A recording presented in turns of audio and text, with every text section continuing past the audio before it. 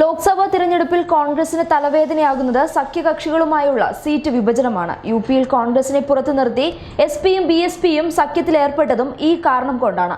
സമാന സാഹചര്യമാണ് ഇപ്പോൾ ബീഹാറിലും ഉണ്ടായിരിക്കുന്നത്. ആർജെഡിയുമായി സഹകരിച്ച് മുന്നോട്ടു പോകുന്ന കോൺഗ്രസിന് സീറ്റ് വിഭജനം ഇവിടെയും ഒരു പ്രധാന പ്രശ്നമായിരിക്കുകയാണ്. 16 സീറ്റുകൾ കോൺഗ്രസ് ബീഹാറിൽ ആവശ്യപ്പെടുന്നുണ്ട്. അത് നൽകാനാവില്ലെന്നാണ് ആർജെഡിയുടെ നിലപാട്. ബീഹാറിൽ ആർജെഡിയെ വെല്ലുവിളിക്കേണ്ട എന്ന മുന്നറിയിപ്പും നേതൃത്വം നൽകുന്നുണ്ട്. എന്നാൽ കോൺഗ്രസിനുമേൽ ആധിപത്യം ഉറപ്പാക്കാനുള്ള നീക്കങ്ങൾ ആർജെഡി നടത്തുന്നതിനിടെ പാർട്ടിയെ ഞെട്ടിച്ച് 3 മുൻ നേതാക്കൾ കോൺഗ്രസുമായി സഹകരിച്ച് പ്രവർത്തിക്കാൻ തയ്യാറായി രംഗത്ത് വന്നെന്നാണ് റിപ്പോർട്ടുകൾ.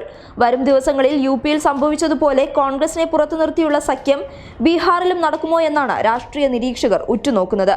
ബീഹാറിൽ 16 സീറ്റുകൾ വേണം എന്നാണ് കോൺഗ്രസിന്റെ ആവശ്യം. എന്നാൽ 7 സീറ്റിലധികം നൽകാനാകില്ല എന്ന നിലപാടാണ് തേജസ്വി യാദവിന്റെ ആർജെഡി വ്യക്തമാക്കുന്നത്. വിട്ടുവീഴ്ചയ്ക്ക് തയ്യാറായില്ലെങ്കിൽ കോൺഗ്രസിനെ പുറത്തു നിർത്തി സഖ്യം രൂപീകരിക്കുമെന്ന ഭീഷണിയാണ് തേജസ്വി യാദവ് മുഴക്കുന്നത്. അതേസമയം ഇരു പാർട്ടികളും തമ്മിൽ അസ്വാരസ്യങ്ങൾ പുകയുമ്പോൾ 3 ആർജെഡി നേതാക്കൾ കോൺഗ്രസുമായി സഹകരിക്കുമെന്ന് വ്യക്തമാക്കി കഴിഞ്ഞു.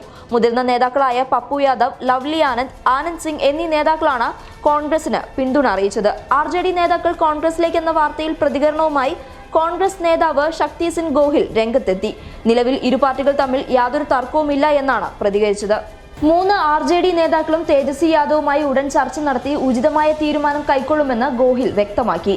സീറ്റ് വിഭജനവും ഉടൻ പൂർത്തീകരിക്കുമെന്നും അദ്ദേഹം കൂട്ടിച്ചേർത്തു. News desk public Kerala.